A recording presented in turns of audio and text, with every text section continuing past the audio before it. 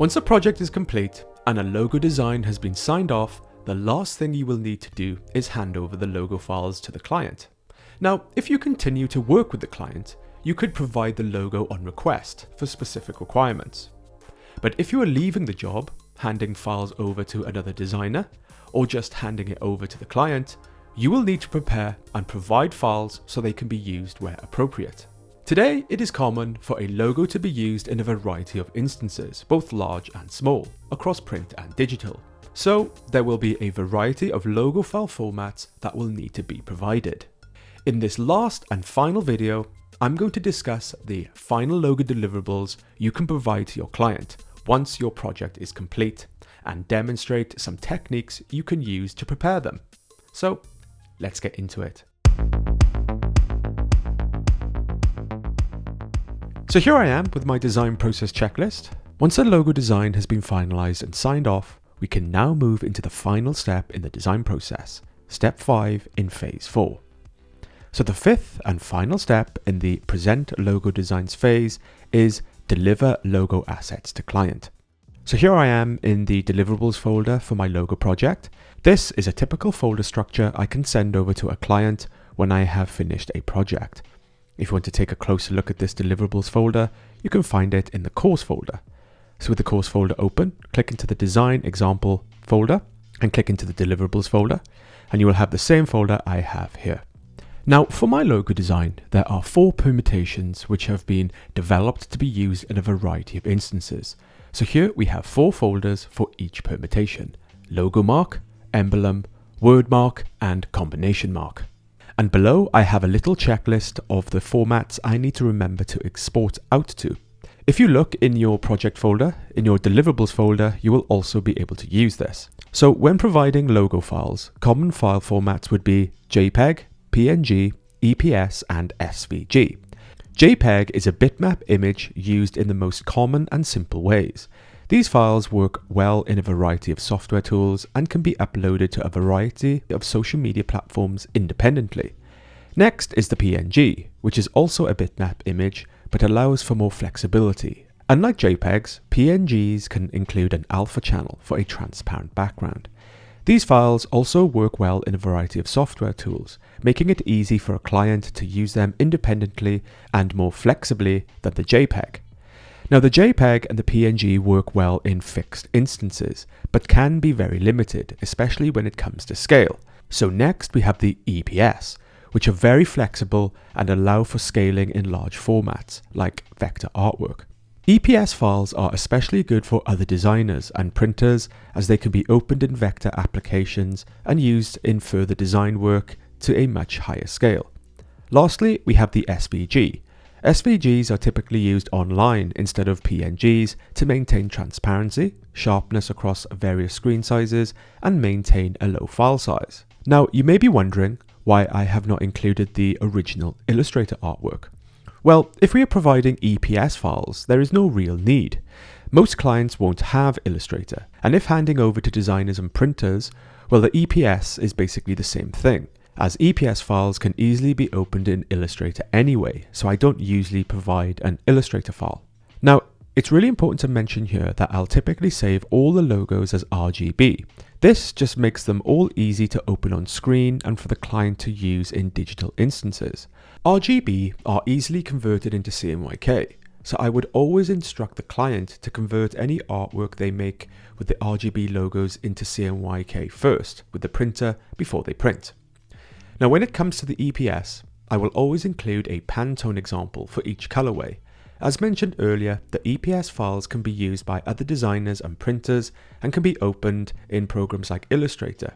So it's important to include a Pantone version so it's clear to a printer or other designers of the exact colors. So including all these files will allow the client complete independence from the designer once a project is complete, with flexibility to pass them over to other designers and printers to be used easily. So let's take a look at one of these folders here. Let's go with the emblem folder. So if we look into the PNG folder, we can see there are a number of folders here. Here we have black and white, full color, and mono. Whenever I provide my logos to a client, I always provide black and white versions because there are always instances where logos are used with others in black and white. so it's practical to include these. Next we have the full color, and then we have mono. If we click on each file format, you will see that for JPEG, EPS and SVG we have the same structure. So into my PNG we can see two PNG files included for black and white. Here we have Euphoria emblem black large and Euphoria emblem white large. These are nice large examples of the logos in black and white, which would allow anyone to use these in any program and simply scale them down if required. Next, if we click into the full color folder, we will have a PNG example to be placed on white or on the dark background. Now for my design in particular, in some instances the logo is used in full color on white and on dark. So in the full color folder we have two files, Euphoria emblem full color on dark and Euphoria emblem full color on white. So last we have mono. Now for my design in particular, in some instances the logo is used dark on top of solid colors, but the color is not black, it's actually a very dark purple. So in this folder we have a file called Euphoria emblem purple mono. This would allow the client to easily place the logo on colored backgrounds. So how do I create the PNG files for my logos? Well, to do this I start in Photoshop. I typically start by creating a large document size at a minimum of at least 1000 by 1000 pixels. I'll set it to 300 dpi for maximum quality, make sure it is set to RGB, and with the document open, I'll come into Illustrator to copy my artwork I prepared earlier. In this instance, I'll select the emblem color logo, copy, and I'll paste it into Photoshop and scale to fit nicely. With my logo in place, I'll double click on the background layer to release the lock, and with the layer selected, I'll press delete to remove it, so now my logo is on a transparent background. Now I'll come up to File, I'll click Save a Copy, I'll change the format to PNG, I'll locate my Deliverables folder, name the file and place it inside the PNG folder where appropriate. And I'll use the same technique for each logo color variant, first grabbing it from Illustrator and pasting into Photoshop and exporting into the Deliverables folder. Easy. So that is how I prepare the PNG files for all the variants. I like to export them large like this to maintain quality and give flexibility to the client should they want to use them large in print with the ability to scale them down smaller. So next we have the EPS files. Now if you click through the Deliverables folder, you will see that like I did with the PNGs, I have an EPS file for each instance and also a Pantone example. Now to create the EPS version, I have to use a different technique. To do this, I will need to use a vector-based program. In my case, I'll do this in Illustrator. So in Illustrator, I'll create a new document.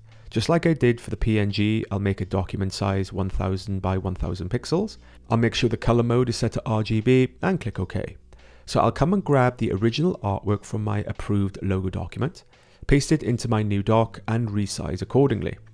With my new artwork in place, I'll come up to Save As and select the format drop down and select EPS.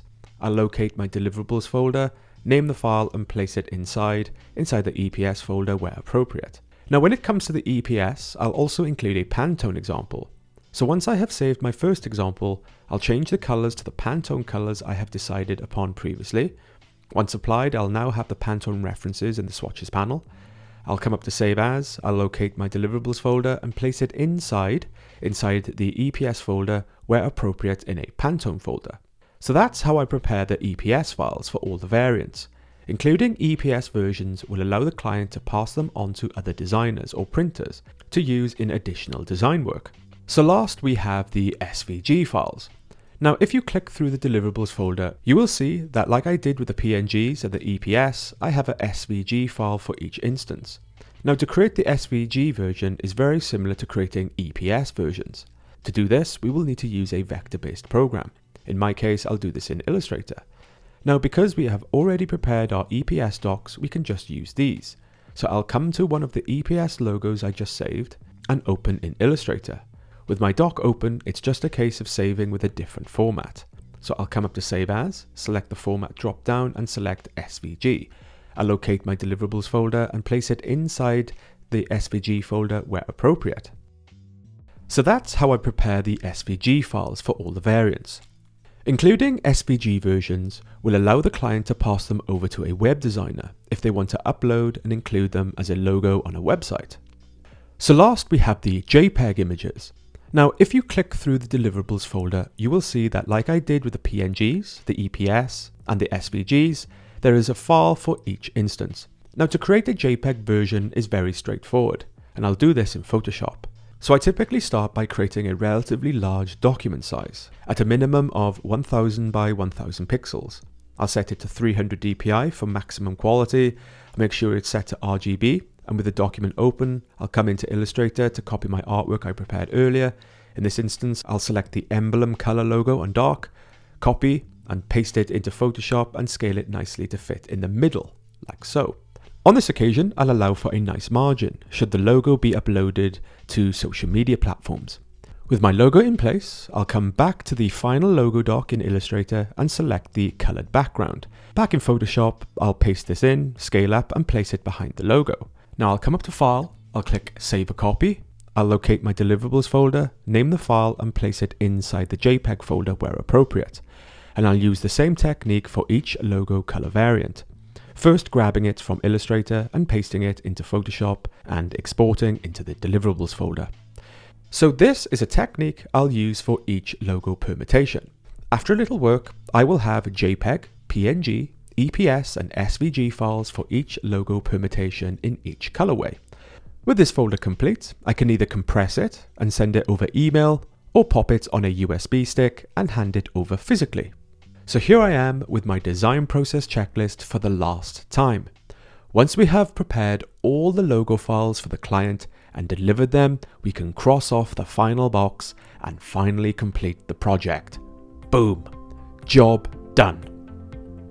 So that, my friends, brings us to the end of this logo design course. What a journey.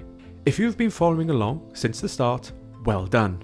I truly hope you have enjoyed this course, and I really hope you are able to follow along and create your own logo design and have something to show for your work. If you were not familiar with logo design before this course, I hope I have helped you get up to speed with some of the basics to help you create your own logo design and present to a client.